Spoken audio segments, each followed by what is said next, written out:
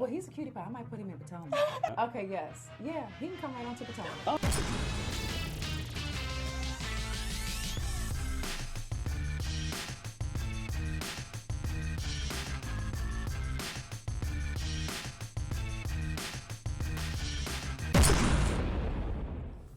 What's up, guys? It's your boy RHOA. We're back with another video. I want to thank you guys so much for tuning in to the channel. If you haven't done so already, please hit that subscribe button down below. Hit that notification bell button so you don't miss a single bit of the news that we got going on here on this channel. And today we're going to be talking about Nene Leakes, the cast of Real Housewives of Atlanta, going on their first cast trip, and I'm going to give you the details on where. And then we're going to talk a little bit about Miss Jackie Christie and Malaysia Cargo. So, and that's from Basketball Wives. So, sit back, grab your tea, grab your coffee, whatever you're drinking right now, and let's settle in for a little bit of news and gossip. First of all, I want to say shout out to everyone who commented on yesterday's video about Basketball Wives. That review, the comment section was lit. Like, y'all were going off, and a lot of y'all were going off on me about my opinions about OG. Listen, I told you guys I was coming around to OG, but I did feel like her actions were a little bit aggressive in the episode. And the reason why I say that is because nothing that Feby did was really that deep. They all talk about each other in certain ways. That was kind of like playful shade or whatever. I felt like for her to threaten her with a beat down or a fade was a little bit too much for just having talked about her Louis Vuitton, whether it was fake or not. No, if it was a much deeper seated issue, like the issues I think between Evelyn and Jen that they faced, or even when Evelyn and Jackie had issues, you know, I kind of felt like those were a lot deeper than what she's experiencing with Feby. Now, if she had reacted that aggressively towards Kristen, I would have understood it a bit more. So just to give you guys clarification on why I felt the way that I felt about her actions being a little bit too aggressive in terms of Feby, that is exactly why I said that. Now, moving on, I want to talk about the Real Housewives of Atlanta because this season is heating up. And what I love is that Bravo is really allowing this particular cast to give us a lot of interesting details about what's actually happening. I mean, if you think about it, a few years ago, we used to not get any details about the season until it actually occurred. But with social media being so prevalent nowadays, you can literally find information anywhere. Now, just to give you guys a little bit of perspective, Nene has allegedly written a nice, not I want to say open letter, but a nice letter to Cynthia Bailey with regards to her engagement. And you guys will recall, Nene made a post on her Instagram about all these stories being fake, about her being upset and exploding over Cynthia Bailey's engagement. That doesn't seem to be the case, and Nene shot down those rumors herself. But now we have our good friend over at Love B. Scott, who is basically giving us the details on exactly what the handwritten letter said when Nene sent over, you know, a nice arrangement of things that I guess go with wine, so Cynthia's wine event, and about her engagement. So let's get into exactly what she allegedly said.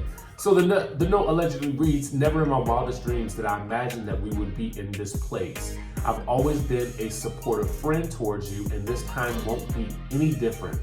I'm proud of you and cheering for you from afar.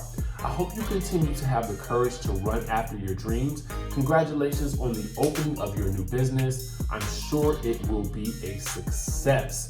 Now, I like how she addresses the elephant in the room in this letter. I like how it feels very, very sincere. You know, it's interesting, her choice of words where she says, "Never in my wildest dreams that I ever imagined that we would be in this place."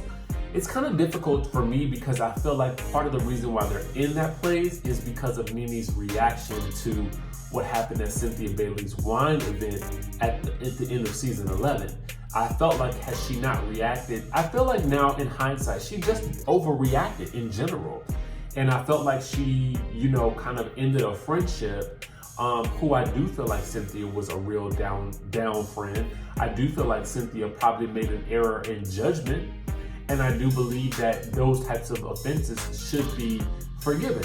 Because what I think you have to really ask yourself about friendships And when something goes wrong in a friendship, I feel like you have to ask yourself, is this person a Peter or a Judas? And I hope it's Peter that I'm recalling. And I know it's biblical, and I'm not trying to preach on that. But what I mean by that is, I think it was Peter or Paul. You guys can correct me down in the thing, because I'm not a Bible scholar. But the analogy stands the same. What I mean by that is a person who is good, who just did something wrong? Or is this a person who is bad, who is just always doing something wrong? So I think in this instance, this applies to Cynthia in regards to her friendship with Nene. I feel like she is a good person who did something wrong in the eyes of the other person.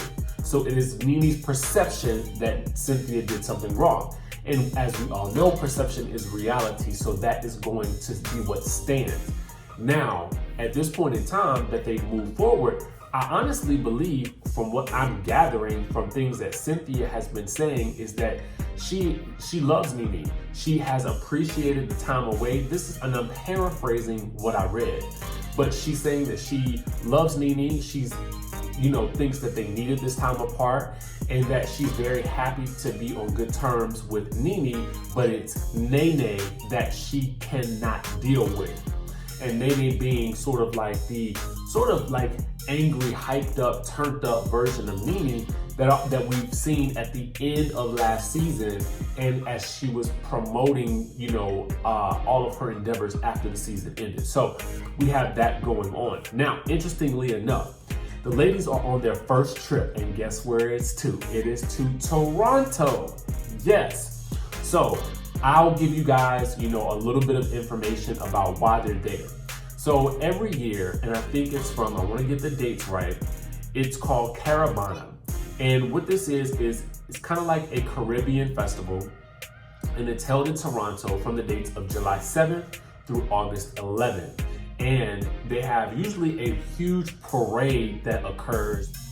The grand parade for Caribana this year is on Saturday, August 3rd. So that's tomorrow. So the ladies are there celebrating. Now, as you guys may or may not know, Tanya Sam is from Canada. She's Canadian.